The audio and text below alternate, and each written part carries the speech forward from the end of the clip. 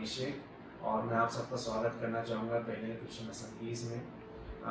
हम लोग आज के दिन ये बैप्टिज्म सर्विस के लिए क्लास ले रहे हैं जिसके अंदर हम लोग काफ़ी सारे क्वेश्चंस एंड आंसर्स को डिस्कस करेंगे हमारे पास्टर साहब के द्वारा, क्योंकि आजकल चर्चेस में काफ़ी सारे डाउट्स हैं और काफ़ी सारी बातों को बताया नहीं जा रहा है बैप्टिज्म के लिए। तो हम सारी क्वेश्चंस एंड आंसर्स को यहाँ पे लेंगे जो हमारी चर्चेस के द्वारा हमको यहाँ पे आए हैं। और बाइबल भी इसके लिए कहती है it is a commandment from God. जैसे हम लोग प्रेरितों के काम 2:38 में ये पढ़ पाते हैं कि पतरस ने उनसे कहा अपने पापों से मन फिराओ और तुम में से हर एक व्यक्ति अपने अपने पापों की क्षमा के लिए यीशु मसीह के नाम से बपतिस्मा ले, तब तुम पवित्र आत्मा का दान पाओगे। It is a commandment from God. It is एक आज्ञा है परमेश्वर के द्वारा से हम लोग को ये सारी लेना है, बपतिस्मा लेना है हमको। और हम बैप्टिज्म के बारे में 5 W's और 1 H को डिस्कस करना चाहेंगे यहाँ पे। और ये 5 W's और 1 H किसी भी टॉपिक को पढ़ने के लिए और डिस्कस करने के लिए काफ़ी ज़्यादा रिक्वायर्ड रहता है। और ये 5 W's इस नाम से जाते हैं: what is baptism, why, who, where to take baptism and how to take baptism. और मैं अपने बीच में पास्टर अंकल को इन्वाइट करना चाहता हूँ और आगे का जो भी क्वेश्चन एंड आंसर्स हम पास्टर अंकल से पूछेंगे। और पास्टर अंकल, हम आपको इनवाइट करते हैं इस क्वेश्चन आंसर सीरीज में। अंकल, हम आपसे ये जानना चाहेंगे कि व्हाट इज बैप्टिज्म, बपतिस्मा क्या है? ओके, थैंक यू डॉक्टर अभिषेक। और मैं प्रभु को धन्यवाद देता हूँ इस अवसर के लिए कि आज हम लोग इस प्रकार वीडियो में इस क्लास को ले रहे हैं। असल में कई लोग हमसे मांग रहे थे कि बैप्टिज्म क्लास लेना है।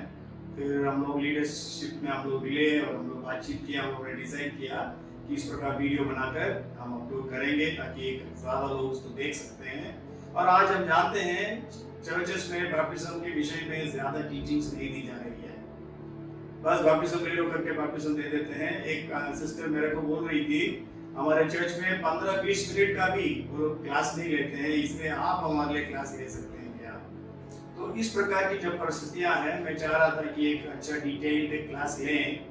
और उसके पहले मैं एक बात बताना चाहता हूँ, जब थिस्सलुनीकिया की कलीसिया के विषय में मैं पढ़ता हूँ, मैं बहुत हैरान होता हूँ। मैं हमेशा लोगों से भी कहता हूँ, मेरे फ्रेंड से, पास्टर फ्रेंड से, यदि मैं स्वर्ग जाऊंगा और जब पौलुस से मिलूंगा और पौलुस से पूछूंगा, पास्टर पौलुस, आप 3 सप्ताह की सेवकाई के दौरान इतनी बड़ी सामर्थी कलीसिया जो आदर्श बन गई थी, उसको कैसे आप बना सके? क्या टीचिंग आपने दिया, क्या उनको प्रीच किया? तो ये मैं जरूर पूछूंगा। आपको मालूम है उसमें लिखा है पहले अध्याय में, पहला थिस्सलुनीकियों में, वो चर्च जो है बाकी सारे चर्चेस के लिए, वहां जितने चर्चेस थे, अखाया, मासिडोनिया, मतलब 2 और स्टेट्स के जो चर्चेस थे उनके लिए आदर्श होंगे।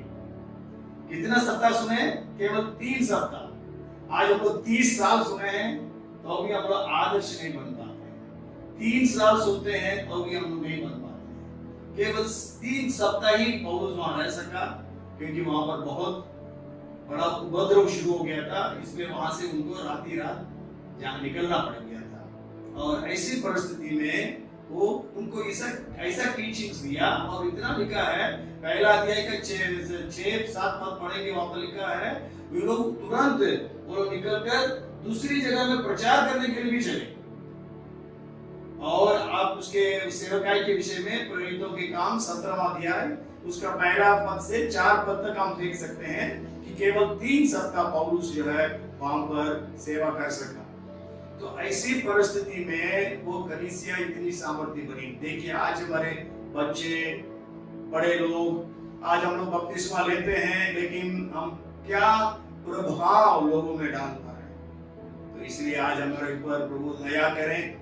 हम लोग जब इस बपतिस्मा क्लास में अध्ययन करते हैं, ये ना केवल ये बपतिस्मा लेने वाले लोगों के लिए है, ये जो है हम जो बपतिस्मा ले चुके हैं हमारे लिए भी है, और हम जो लीडर्स हैं हमारे लिए भी है, क्योंकि हमें दूसरों को शिक्षा देना है।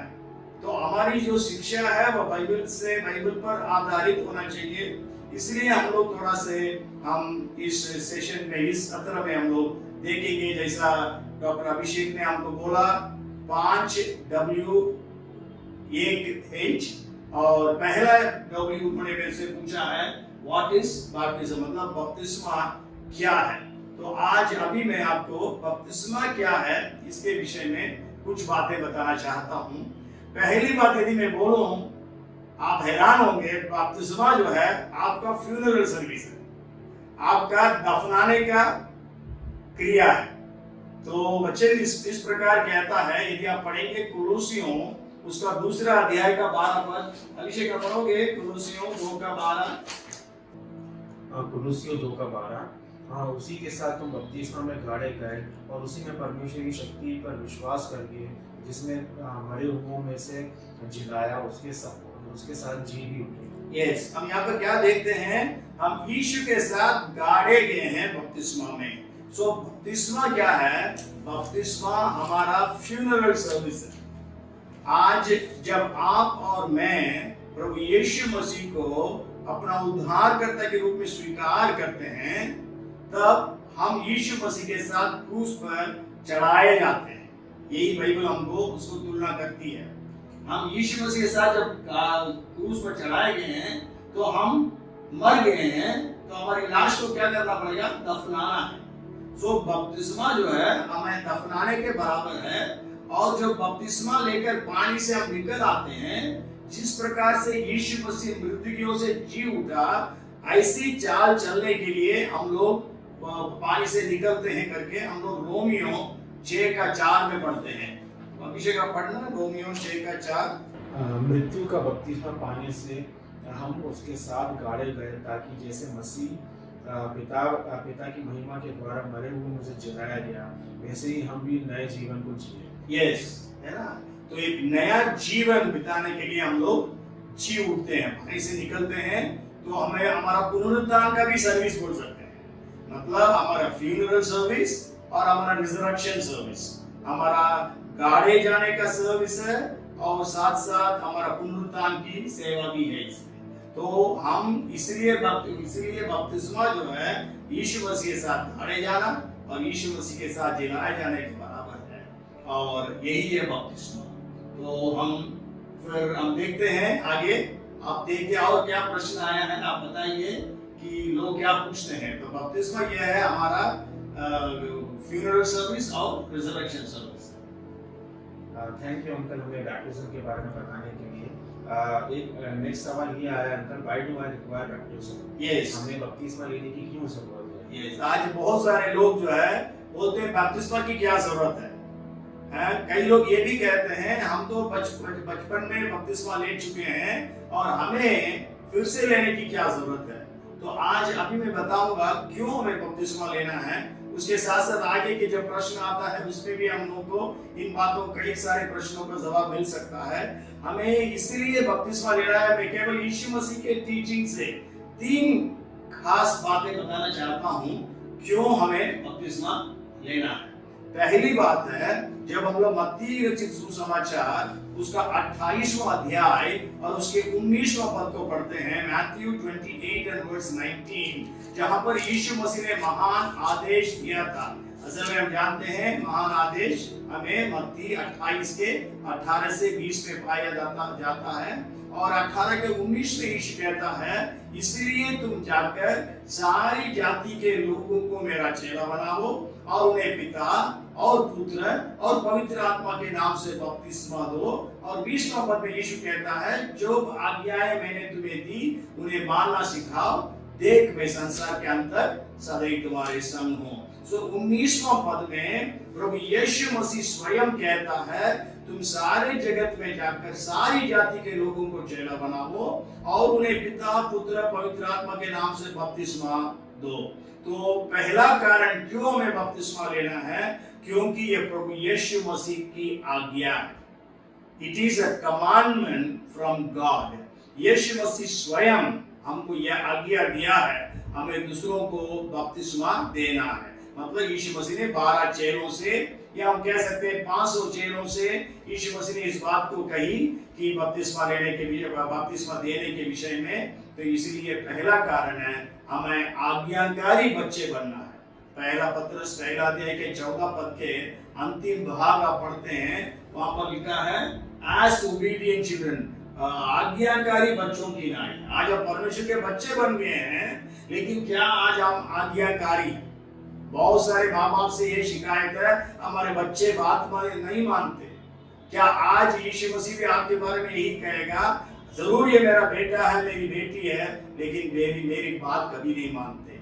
लेकिन आज्ञाकारी बच्चे होकर हमें बपतिस्मा लेना जरूरी है। वो पहला कारण है। दूसरा कारण है, जब हम मत्ती रचित सुसमाचार उसका 3 अध्याय 15 पद पढ़ते हैं, और वहां पर हम यीशु मसीह के बपतिस्मा के बारे में हम पढ़ सकते हैं। असल में यीशु मसीह जो है यरदन नदी तक यात्रा करके आया और यूहन्ना बपतिस्मा देने वाले से कहता है, मुझे बपतिस्मा दो। असल में 13 पद से हम 17 पद तक पढ़ सकते हैं, लेकिन केवल 15 पद को हम लोग पढ़ेंगे। वहां पर यीशु मसीह ने इस प्रकार यूहन्ना बपतिस्मा देने वाला को उत्तर दिया। और ये 1 का 15, यीशु ने यूहन्ना को यह उत्तर दिया, अब तो ऐसा ही होने दे, क्योंकि हमें इसी रीति से सब धार्मिकता को पूरी करना उचित है। यूहन्ना ने उनकी बात मानी। यस, और जब यीशु यूहन्ना बपतिस्मा देने वाले के पास आता है और कहता है मुझे बपतिस्मा दो, तो यूहन्ना बपतिस्मा देने वाला यीशु से कहता है, हे प्रभु, मुझे आपसे बपतिस्मा लेने की आवश्यकता है, लेकिन आप मुझसे बपतिस्मा मांग रहे हो। तब यीशु मसीह ने यूहन्ना बपतिस्मा देने वाले से क्या कहता, अभी ऐसे होने दे, क्योंकि इसी प्रकार हमें सारी धार्मिकता को पूरी करना उचित है। तो इसलिए बपतिस्मा लेना जो बात है, वो हमें परमेश्वर के लिए धार्मिकता को पूरी करने के बराबर है। यीशु मसीह स्वयं कहता है, इस प्रकार मुझे धार्मिकता को पूरी करने दो। तो आज यीशु मसीह ने हमें यह शिक्षा भी दिया है पहाड़ी उपदेश में, यदि तुम्हारी धार्मिकता फरीसी और शास्त्रियों की धार्मिकता से अधिक नहीं हो, तब तुम स्वर्गीय राज्य में प्रवेश नहीं कर सकते हो, है ना। मत्ती 5 का 19 और 20 में प्रभु यीशु मसीह कहता है। तो इसलिए हमें यह धार्मिकता का कार्य करना है बपतिस्मा लेने के द्वारा। और इवन यीशु मसीह ने कहा कि जैसा मतलब ये आपको मालूम है, 2 लोग प्रार्थना करने के लिए आए थे, एक फरीसी था, दूसरा चुंगी लेने वाला था। फरीसी क्या बोलता था, हे प्रभु, मैं प्रभु आपको धन्यवाद देता हूँ, मैं दूसरों के समान नहीं हूँ, मैं सप्ताह में 2 दिन उपवास करता हूँ, मैं सब में दशवांश देता हूँ, मैं इस चुंगी लेने वाले के समान, अंधेरे करने वालों के समान नहीं हूँ। इस प्रकार वो यीशु मसीह को कह रहा था।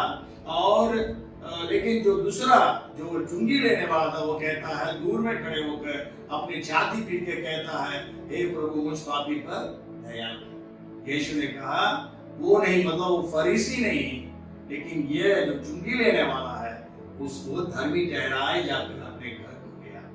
तो आज यह धार्मिकता का कार्य है में बपतिस्मा लेना। और तीसरी बात है, यीशु मसीह ने कहा, जब आप लूका रचित सुसमाचार उसका 7वां अध्याय और 30वां पद को पढ़ेंगे, लूका 7वां अध्याय के 30वां पद, यहाँ पर प्रभु यीशु मसीह ने लोगों से जब बात कर रहा था, इस शिक्षा को वो दे रहा है। और ये यूहन्ना बपतिस्मा देने वाले के बपतिस्मा के विषय में कहकर, और क्या कह रहा है, पढ़िए 3 का 7 का 30।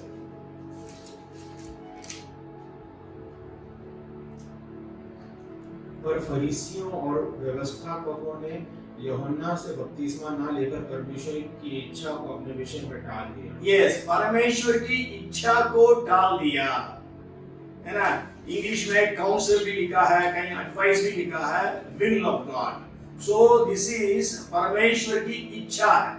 आप यदि बपतिस्मा लेना है, क्यों लेना है? क्योंकि यह परमेश्वर की इच्छा है आपकी जिंदगी में, मेरी जिंदगी में। परमेश्वर चाहता है हम बपतिस्मा लेकर परमेश्वर की आज्ञाओं को माने, हम परमेश्वर की धार्मिकता को पूरी करें और परमेश्वर की इच्छा को पूरी करें। तो इसलिए अभिषेक हमें क्यों बपतिस्मा लेना है? 3 कारण। एक, परमेश्वर की आज्ञा, दूसरा परमेश्वर की धार्मिकता, तीसरा परमेश्वर की इच्छा। क्या आप परमेश्वर की इच्छा को पूरी करना चाहते हैं या अपनी इच्छा को पूरी करना चाहते हैं? अपने माँ बाप की इच्छा को पूरी करना चाहते हैं। क्योंकि आजकल बहुत सारे माँ बाप जो है बच्चों को बपतिस्मा लेने के लिए अनुमति नहीं देते। मैं भी जब बपतिस्मा लिया था, आज से करीब 40-45 साल हो गए शायद, मैं भी मेरे मम्मी पापा को नहीं बताया क्योंकि वो मानेंगे नहीं। और आज भी बहुत सारे माँ बाप जो है उनके विश्वास के कारण जो है नहीं चाहते माँ बाप बच्चे जो है ये कोई भी जो है बपतिस्मा लें। तो इसलिए जो है हमें परमेश्वर की इच्छा को पूरी करनी है, परमेश्वर की आज्ञा को मानिए और परमेश्वर की धार्मिकता को पूरी करनी है ना? आप समझ में आ गया ना क्यों हमें बपतिस्मा लेना है? ओके, और आगे क्या है अभिषेक, क्या क्वेश्चन आया है? नेक्स्ट क्वेश्चन अंकल ये आया है कि बपतिस्मा हमको कब लेना चाहिए? कब लेना चाहिए? असल में क्या है, आज हम लोग जब दुनिया में देखते हैं कई सारे डिनोमिनेशंस चर्चेस हैं जहाँ पर बच्चों को बपतिस्मा देते हैं, और लेकिन कई जगह पे अडल्ट्स को ही मतलब बड़े होने के बाद ही देते हैं। तो ये भी एक बहुत बड़ा कंफ्यूजन है बहुत सारे लोगों में कि कब बपतिस्मा लेना है। और जब हम वचन को हम पढ़ते हैं, वचन में बहुत स्पष्ट लिखा है विश्वास करो और बपतिस्मा लो। यदि मरकुस रचित सुसमाचार 16वां अध्याय के 16वां पद हम पढ़ते हैं, मार्क 16:16, यीशु मसीह ने कहा कि जो विश्वास करेगा और बपतिस्मा लेगा उसका उद्धार होगा। एक बालक जो है विश्वास नहीं कर सकता है। अभी शुरू में आपने प्रेरितों के काम 2:38 पढ़ा था। 2:38 में क्या लिखा है? पश्चाताप करो, मन फिराओ और बपतिस्मा लो। और एक बालक जो है, एक बच्चा जो है वो मन फिरा नहीं सकता, उसको कुछ आता नहीं, समझ नहीं है, उनको बुराई क्या है भलाई क्या है वो समझ उसके पास नहीं है।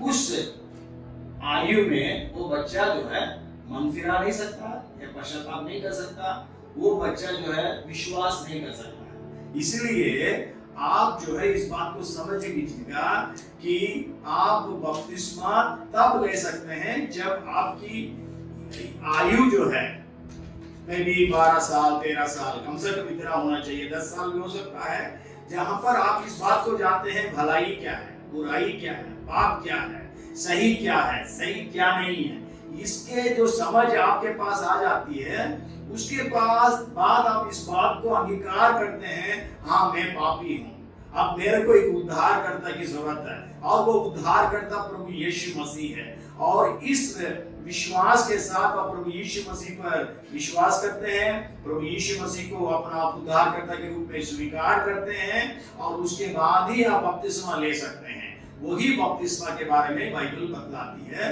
इसलिए बपतिस्मा जो है हमेशा जो है पश्चाताप करने के पश्चात या विश्वास करने के पश्चात ही हो सकता है।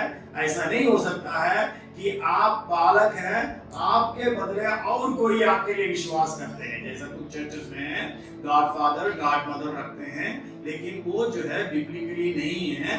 जरूर जब बच्चों को बपतिस्मा का जो प्रथा शुरू हुई थी वो 323 AD में, यीशु भी 323 साल में वो प्रथा शुरू हुई थी, जब पूछा गया था, कॉन्स्टेंटाइन एम्परर जो है मसीही बन गया, सारे लोगों को मसीही बना दिया, तो उनसे जब पूछा गया तो क्या करें बच्चों को, तब उसने बोला बच्चों को पानी से ऊपर सिर से लेकर पांव तक पहुंच दो, तब बालकपन की बपतिस्मा शुरू हुई है।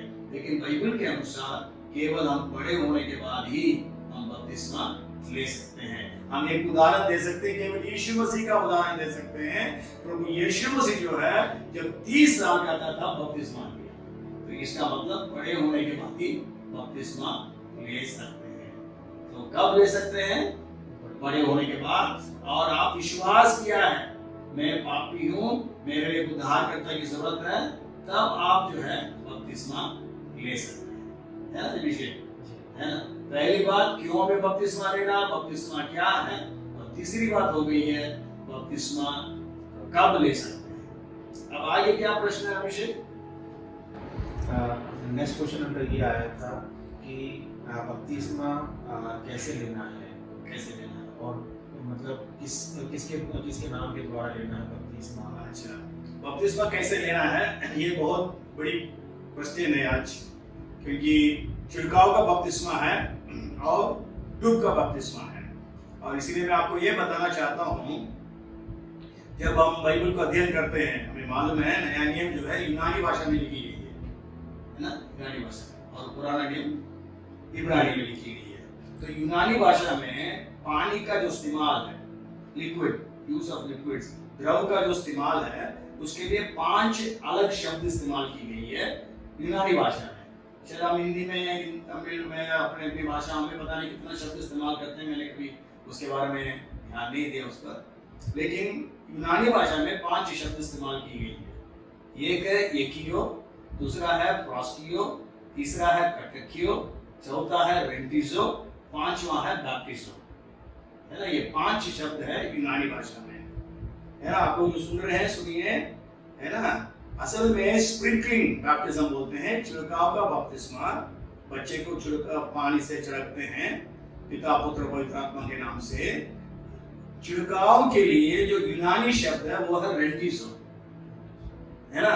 यदि प्रभु यीशु मसीह चाहा होता रेंटिजो कह सकता था, सबको जाकर रेंटिजो कर दो, लेकिन यीशु मसीह ने सबको जाकर बपतिस्मा दो, बैप्टिस्मो कर दो। तो अलग मतलब एकियो प्रोस्टियो छोड़ देते हैं, केवल बैप्टिस्मो, बपतिस्मा, उसका मतलब क्या है यूनानी भाषा में? वो है डुबाना। मतलब यदि कोई कपड़ा को रंगीन करना है, उसको क्या करेंगे? 3 बूंद छिड़केंगे? नहीं, है ना, उसको डुबाकर रखेंगे, है ना। तो उसी प्रकार बैप्टिस्मो जो शब्द है, कपड़े को रंगीन करने के लिए इस्तेमाल किया हुआ शब्द है। यदि कोई नाव डूब जाती है तब बोलते थे ये बपतिस्मा हो गया उसका, मतलब बस डूब गया है ना। तो बपतिस्मा जो है केवल डूब के द्वारा ही है। बपतिस्मो जो शब्द है उसका मतलब ये डुबा कर निकालना, है ना, डुबाना, इमर्शन, है ना। तो इसलिए इस बात को याद करना, केवल डूब के द्वारा ही हम बपतिस्मा ले सकते हैं पानी में, और उतना पानी होना चाहिए जहां पर बपतिस्मा देने वाला और बपतिस्मा लेने वाला दोनों उतर सकते हैं। यदि आप पढ़ेंगे प्रेरितों के काम 8वां अध्याय में, जब फिलिप्पुस जो है वो कुछ देश के जो मंत्री था उसको सुसमाचार सुना रहा था उस रथ में, तो उस समय वो जो मंत्री है वो पूछता है यहाँ पर पानी है, बपतिस्मा के लिए क्या रोक है?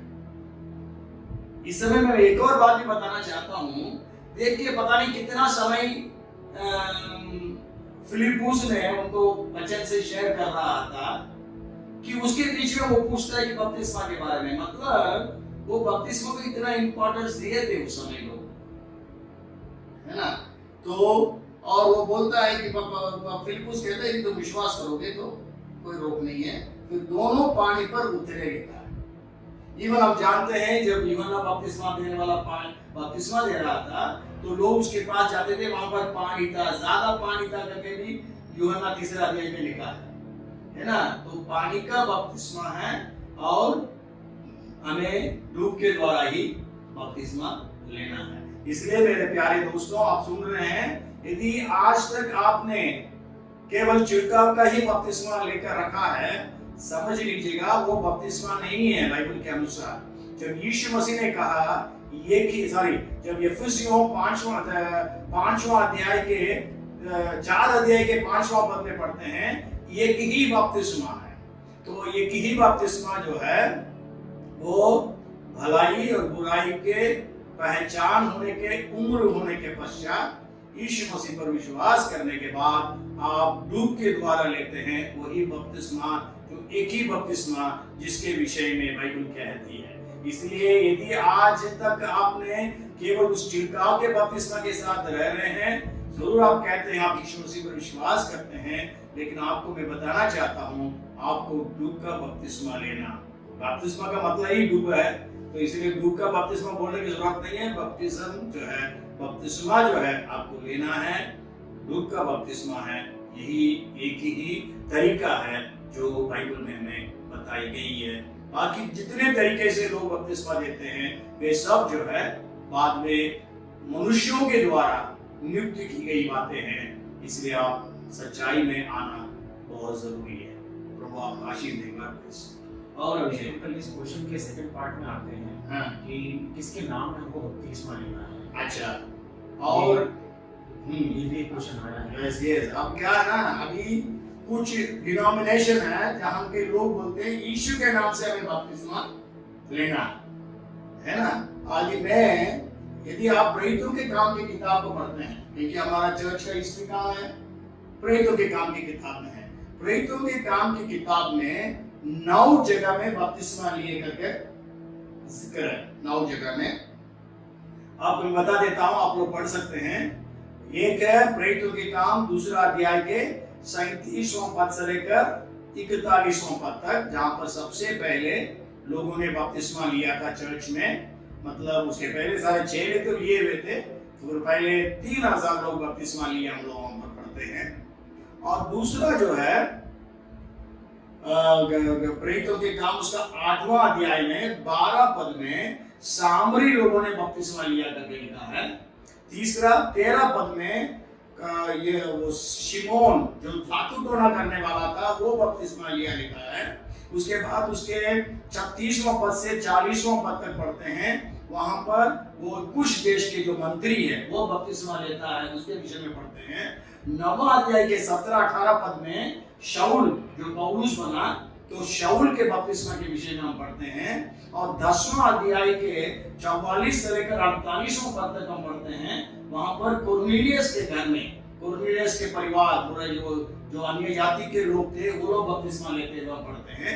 फिर 16वां अध्याय के मेरे ख्याल से 13 या 14 पद में लीडिया लुद्दा लिखा है, उसके बपतिस्मा के विषय में हम लोग 15वां पद में लुदिया के बपतिस्मा के बारे में पढ़ते हैं। फिर 16 अध्याय के 31 से लेकर 33वां पद तक वो दरोगा जो बपतिस्मा लिया रात को लेता है उसके विषय में पढ़ते हैं। और 19वां अध्याय में यूहन्ना बपतिस्मा देने वाले के कुछ चेले थे, उन्होंने यीशु पवित्र आत्मा को पाया नहीं, यीशु का बपतिस्मा भी नहीं लिया था। फिर उनको पौलुस जो है उनको सुसमाचार सुनाता है, फिर वो लोग बपतिस्मा लेते हैं। ये 9 जगह पर बपतिस्मा लिए करके लिखा है। ये 9 जगह में 6 जगह पर केवल बपतिस्मा लिए लिखा है, केवल 3 जगह पर, मतलब 2 अध्याय का 38वां पद में प्रेरितों के काम के एक्ट्स चैप्टर 2 वर्स 38 में, जहां पर पतरस ने कहा मन फिराओ और तुम में से हरे अपने पापों की क्षमा के लिए यीशु के नाम से बपतिस्मा लो, तब पवित्र आत्मा का दान पाओगे। वहां पर कहता है यीशु के नाम से बपतिस्मा लो। ये कौन थे? यहूदी लोग थे, है ना। फिर दूसरा जो है जो 19वां अध्याय में हम जो पढ़ते हैं, वहां पर हम क्या देखते हैं? 19वां अध्याय में वहां पर लिखा है वो यीशु के नाम से, प्रभु यीशु के नाम से बपतिस्मा लिए। 19वां अध्याय के 5वां पद में when they heard this they were baptized in the name of the Lord Jesus। जब उन्होंने सुना, उन्होंने प्रभु यीशु के नाम से बपतिस्मा लिया। फिर उसके बाद 10वां अध्याय में जहां पर जेंटाइल्स अन्य जाति लोग थे, वहां पर इतना लिखा है they were baptized in the name of the Lord। इसमें वहां पर लिखा है and he commanded them to be baptized in the name of the Lord। उन्हें आज्ञा दी कि उन्हें यीशु ने लिखा प्रभु के नाम से बपतिस्मा लिया। मतलब केवल 3 जगह पर वो कौन से नाम में बपतिस्मा लिए लिखा है। एक प्रेरितों के काम 2 अध्याय जहां पर पतरस प्रचार करता है यीशु के नाम से बपतिस्मा लो, है ना, यीशु मसीह के नाम से, शायद मेरे ख्याल से जीसस क्राइस्ट, है ना, वो वहां पर ये कहता है in the name of Jesus Christ, ठीक है। फिर 10वां अध्याय में in the name of the Lord, प्रभु के नाम पर। और 19वां अध्याय में प्रभु यीशु के नाम, प्रभु यीशु का नाम लिखा ना, नहीं केवल जीसस के नाम, नहीं 19वां पद में अध्याय में जीसस क्राइस्ट शायद लिखा है कि यीशु लिखा, प्रभु यीशु, है ना। 5वां पद इन द प्रभु यीशु लिखा है। तो यहाँ पर हम देखते हैं 3 जगह पर ही बातें लिखी गई। एक में प्रभु यीशु मसीह के बने यीशु मसीह के नाम पर लिखा है, एक जगह पर प्रभु के नाम लिखा है, तीसरी जगह पर प्रभु यीशु के नाम पर लिखा है। तो इसका मतलब यह है वो दोनों यहूदियों को दिया है।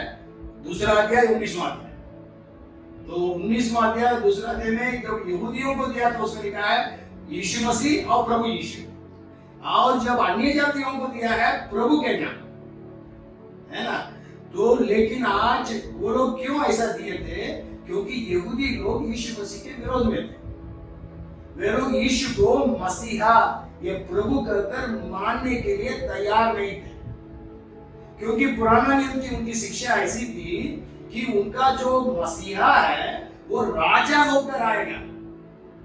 उनके पास कहीं कहीं दूर तक यह प्रकाश नहीं है कि मसीहा जो है उसका दो आगमन है उसका, और उसके पहले आगमन में वो दुखी पुरुष के रूप में, उद्धारकर्ता के रूप में आएगा, और दोबारा जब आएगा तब राजा के रूप में आएगा, न्याय के रूप में आएगा।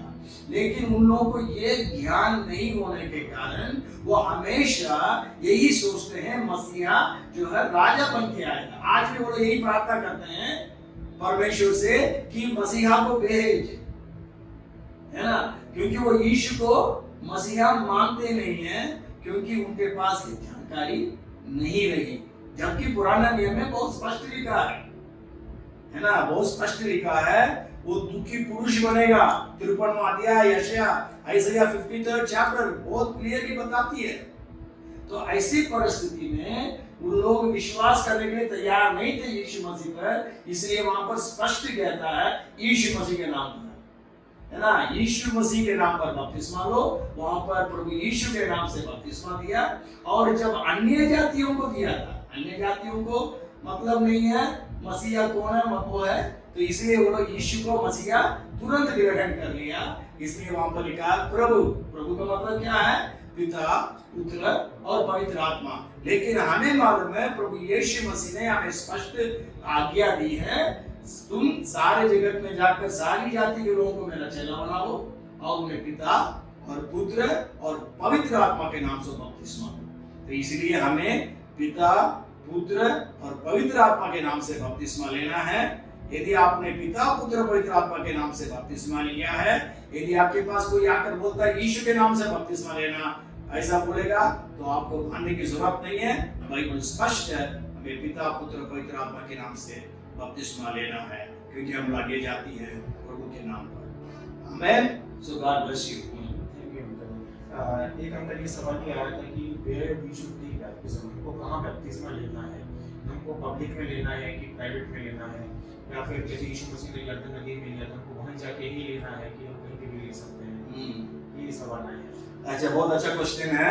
यीशु मसीह यरदन नदी में जाकर लिया है, तो हमें यरदन नदी कैसे जाएंगे, है ना?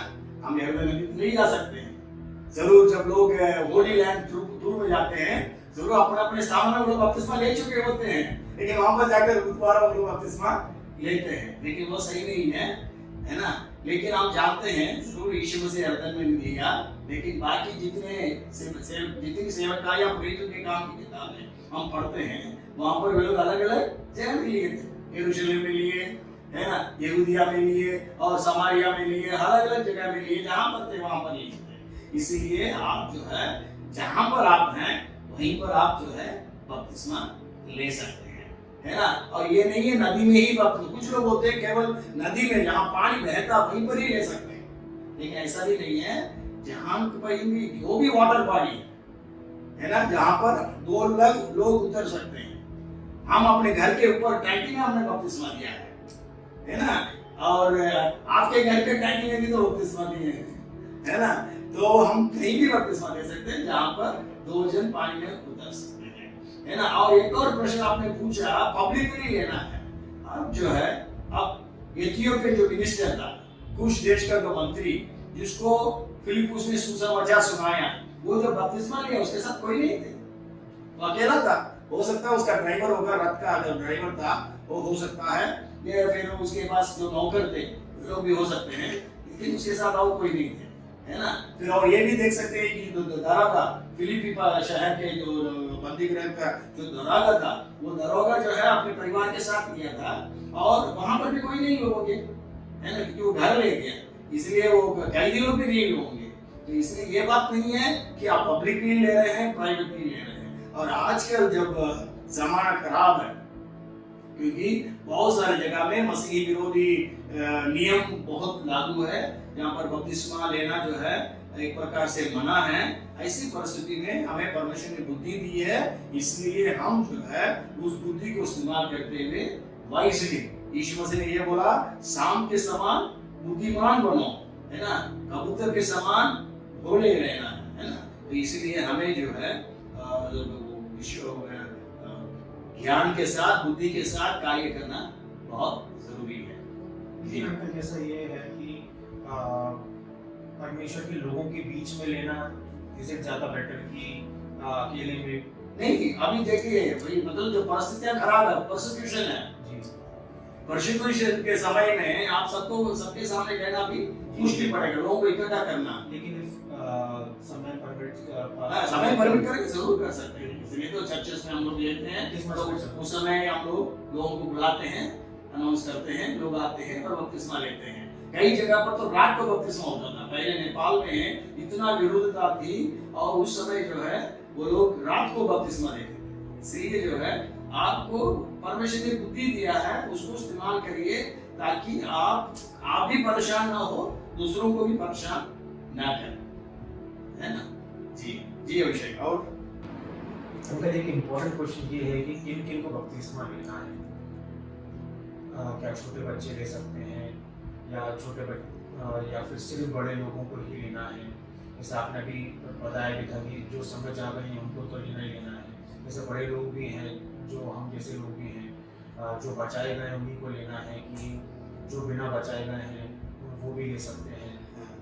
अच्छा, असल में क्या है ना, आजकल कई डिनोमिनेशंस है जहाँ पर अडल्ट बपतिस्मा, मतलब बड़े होने के बाद जो बपतिस्मा है वो उनका नियम है, वो लोग बच्चों को बपतिस्मा नहीं देते हैं, लेकिन वहाँ पर उद्धार के अनुभव के बारे में उनको बताते नहीं है।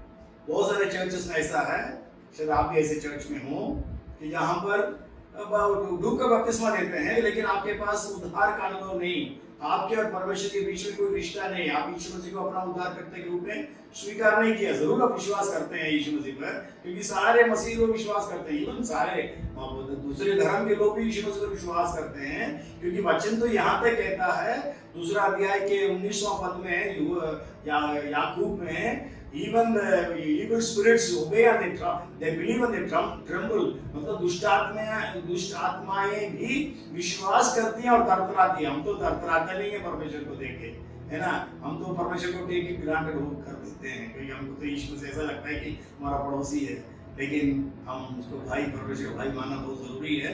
और इसलिए कौन बपतिस्मा ले सकता है? कोई भी, जैसा मैंने अभी तो थोड़ा समय पहले बताया था, जो भी व्यक्ति जो है भलाई और बुराई का ज्ञान पाया है, उस एज तक पहुंच गया है और उसके पश्चात वो समझ गया है कि उसको उद्धार की जरूरत है और यीशु को ग्रहण करता है और उसके बाद वो बपतिस्मा लेता है। और अब ये प्रश्न है बच्चों के विषय में। अब बच्चों के विषय में ये है, आपको मालूम है जब आप कुलुसियों और इफिसियों की पत्रियों को पढ़ते हैं, वहां पर पौलुस जो है एक बालकों, है ना, 6th चैप्टर में इफिसियों में कहता है, ये बालकों अपने अपने माता पिता के आदर करो। इवन कोलोसियों 3रा अध्याय के 24वां पद में भी वहां पर पौलुस लिखते हैं, मतलब चर्चेस में चिल्ड्रन थे, लेकिन चिल्ड्रन के लिए असल में यूनानी भाषा में 3 शब्द है बच्चों का। एक है टेक्नॉन, टेक्नॉन मतलब बड़े लोग, मतलब बच्चे, अभी आप अपने माँ बाप के बच्चे हैं, है ना, टेक्नॉन है। जो इन्फेंट्स होते हैं, है ना, उनका नाम है ब्रफोस। कई लोग क्या करते हैं, यीशु मसीह को 8वां दिन में मंदिर में ले जाकर, मतलब खतना किए और नाम रखे, नहीं उस समय तो मंदिर में ही ले गए थे, 40वां दिन में मंदिर ले गए थे, तो बोलते हैं इसलिए हम भी बपतिस्मा देते हैं करके बोलते हैं, उसको तुलना करते हैं। लेकिन हमें याद करना है, ब्रफोस ग्रीक वर्ड है, वो ब्रफोस शब्द जो है, जो भी लोग बपतिस्मा लिए उनके लिए नहीं बताएंगे, है ना। और हम लोग बाइबल में ये भी पढ़ते हैं कि कुछ लोग घराने के साथ बपतिस्मा लिए।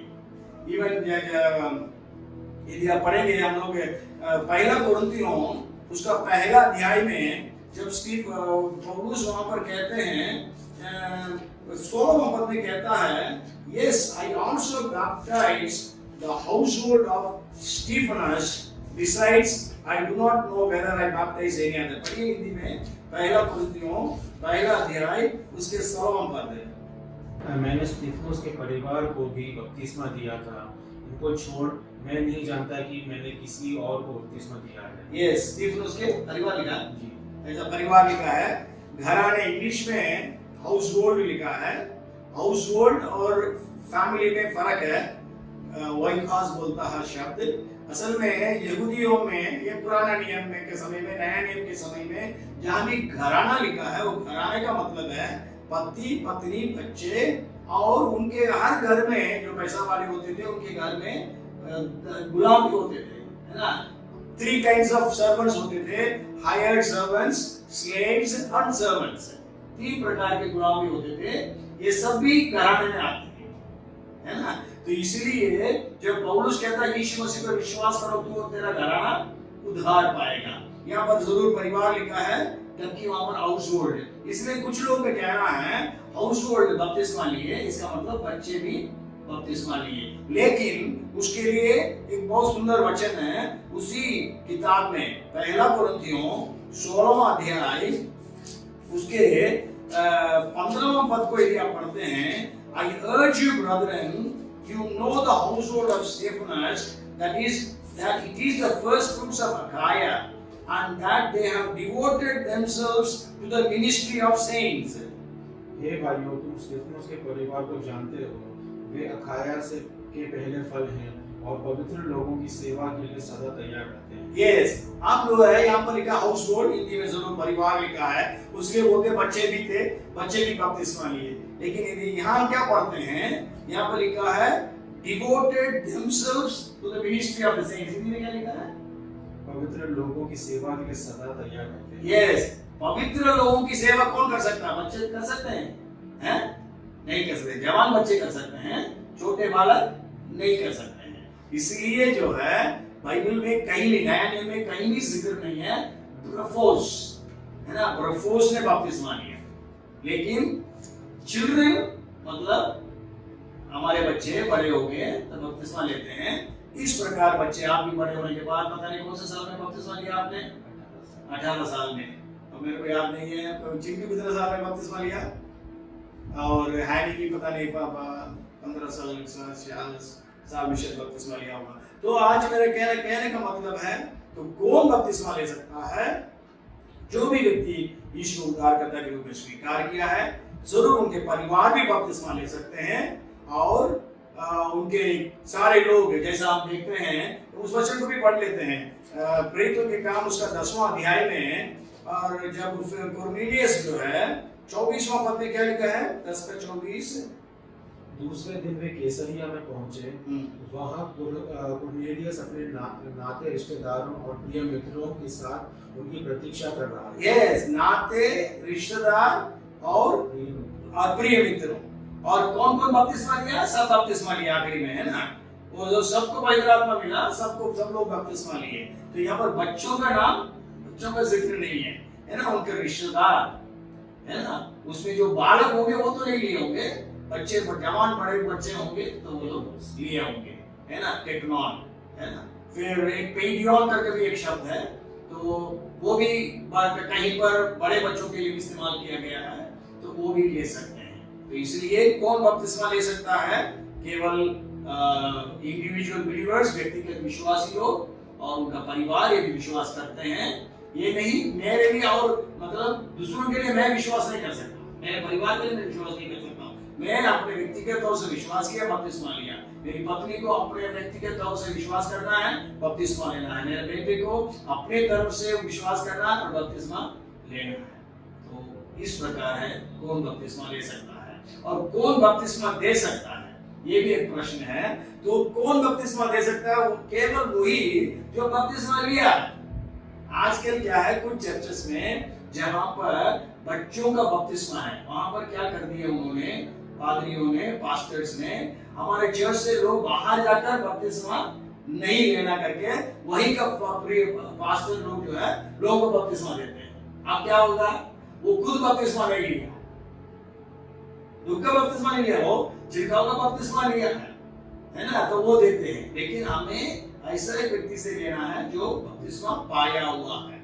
और कोई भी विश्वासी दे सकता, मतलब कोई भी चेले दे सकते हैं, लेकिन एक कलीसिया के एक नियम के हिसाब से जो भी व्यक्ति अभिषिक्त है, मतलब पास्टर हो, इवेंजलिस्ट हो, सेवक हो, तो उनके हाथ से आप बपतिस्मा ले सकते हैं, है ना। तो ये है बपतिस्मा का मतलब। और मैं सोचता हूँ हम लोग काफी बातों को आपको बताया है ना, अभिषेक सब करीब हो गया है। तो बपतिस्मा क्या है, हमारा फ्यूनरल सर्विस, सिलेक्शन सर्विस, कौन बपतिस्मा ले सकता है और कब लेना है, कैसे लेना है, कहाँ लेना है, और कौन कौन हो गया, और कौन सा छूट गया, कैसे लेना बता दिया है ना। मेरे ख्याल से 6 बातों को हम लोगों ने आपको बता दिया है। इसके ऊपर यदि आपके पास कोई भी प्रश्न है जो हमने आज सिखाया, आप जरूर हम आपको लिख सकते हैं, जरूर आप स्क्रीन पर हमारे नंबर को आप देखेंगे। और हम विश्वास करते हैं परमेश्वर इस शिक्षा के द्वारा आपको कई बातों को समझाया होगा। और वचन कहता है 119वां वचन के 130वां पद में, आपके वचन के खुलने से हमारी बुद्धि, हमारी समझ मिलती है।